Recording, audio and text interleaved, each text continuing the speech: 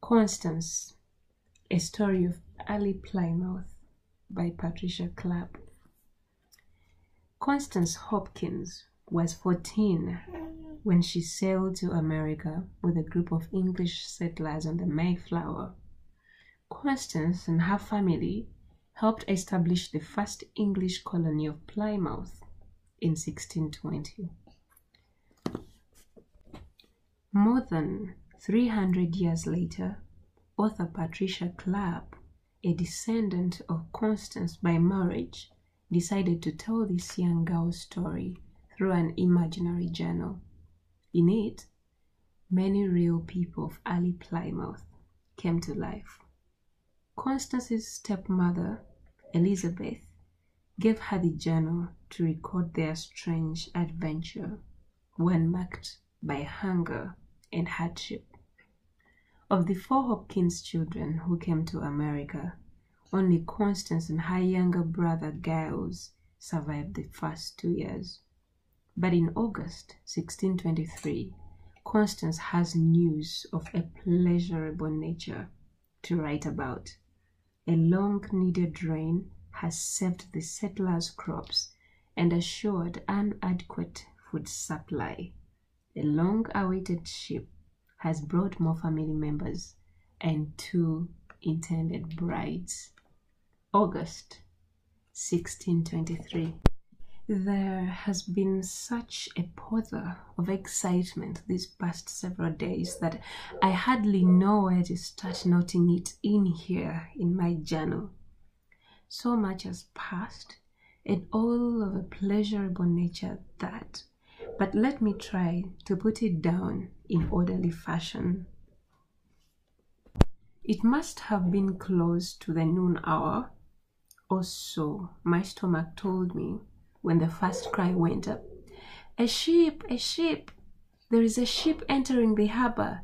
And then, a moment later, "She flies the English flag!" Hoes were dropped, spades forgotten. From the fields, from the houses, down the street, came the people of Plymouth, parched, soaked, muddied, and breathless with excitement. What ship? Who comes? Is it more of Weston's men? Is it our families? Are they for Virginia or Plymouth? None could tell. I saw the governor, William Bradford, and the captain, Miles Standish, in a hurried conversation, and then they both breasted the tide of those hurrying down the street and proceeded to run up it to their homes. I was puzzled and somewhat frightened. Always these 2 are among the first to greet any visitors, yet now they did not even join us. I spoke of it to father as we stood watching the ship slowly move into bay. Think you it means trouble?" I asked. "Have they gone to arm themselves?" Father bit his lip, as he sometimes does when he is trying to hide his grin.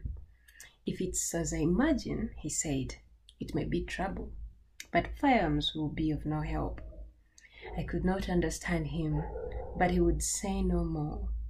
Giles heeled his way through the gathering crowd, standing on the beach, and I pushed after him to a spot where I could see clearly.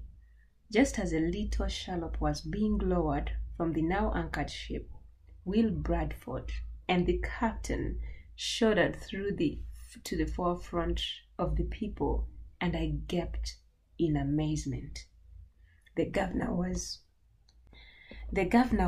clean and dressed in the blue suit he keeps for the most state occasions. His broad collar was freshly white, his shoes shone, his hat had been brushed almost dry.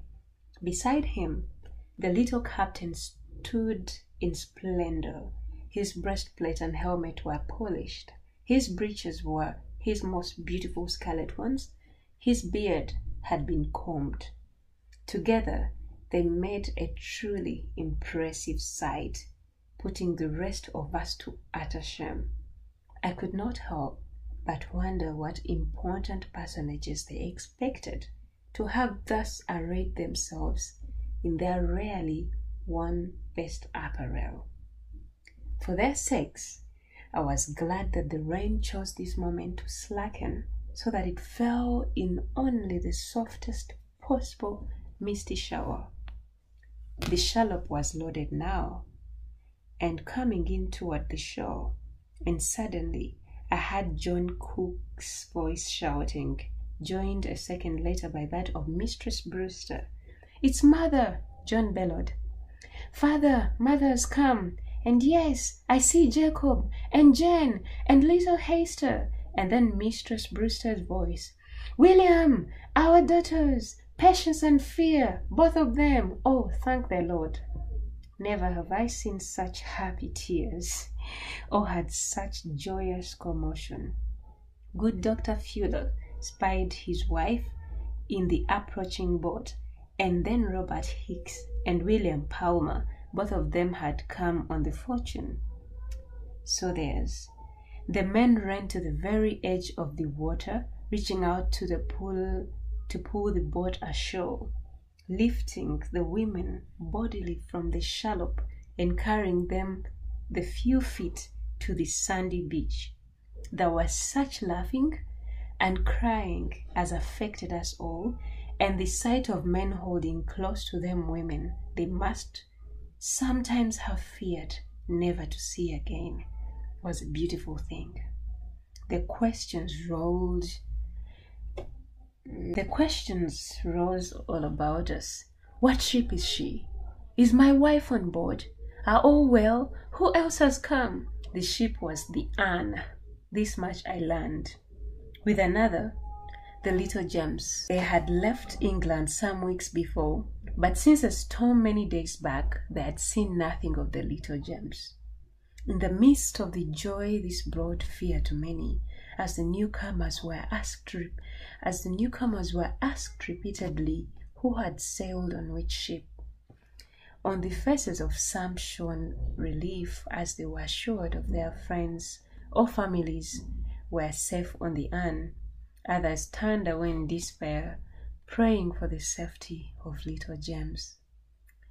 As the shallop started back to bring more passengers from the Anne, I looked at those who had landed and felt an unexpected shock. Without exception, these people were well dressed and well fed. Beside the Plymouth residents, all of whom were thin and drawn from lack of food, all of whom, with the notable exception of Governor and Captain Standish, were ragged, patched, and muddied, the newcomers with their sleek skin, their fresh and well-fitting clothes, made us look a sorry sight indeed. They saw it too, I know. For Fear and Patience Brewster, both very fair young women, were weeping in their mother's arms with sorrow for their condition in which they found her. I could see that we must look a discouraging sight at best to the people who were about to make their lives here.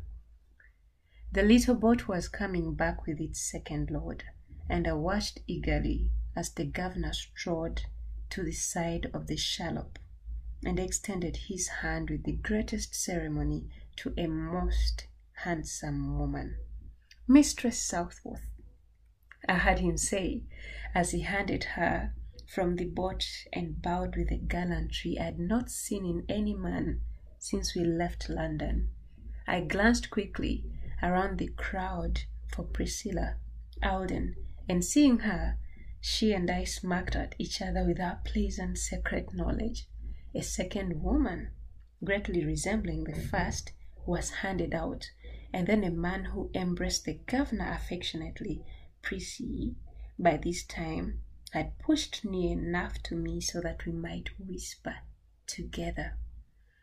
"That must be George Morton," she said, "and his wife Juliana, who is Mistress Southworth's sister. And see, there are their children hopping out now." "Do you think they will truly wed?" I asked softly. "The governor and Mistress Southworth? Surely She would not have come all the way did she not intend to marry him, Prissy answered. What a fine-looking woman she is. And not her gown, I murmured. That soft green becomes her well, and the fit of it. You could sew as well had you something to work with, Prissy said loyally. Perhaps they have brought fabrics with them on the ship. I dreamed aloud. Oh, Pris, I do hope they have.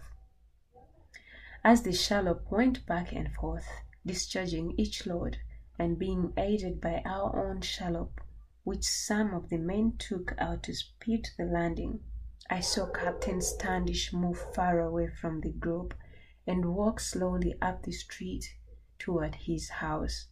Something in his dragging step and his drooping head made my heart ache for him. Quite surely, if it were true that he too had hoped for a bride, she was not on the urn. Whatever his faults of belligerence and hot-headedness, I could not but be sorry for him now. We gathered in the fort, which we now use as a meeting place, where Elder Brewster offered a prayer for the safe arrival of the many loved ones and for the deliverance of the little James from whatever trouble it may have seen.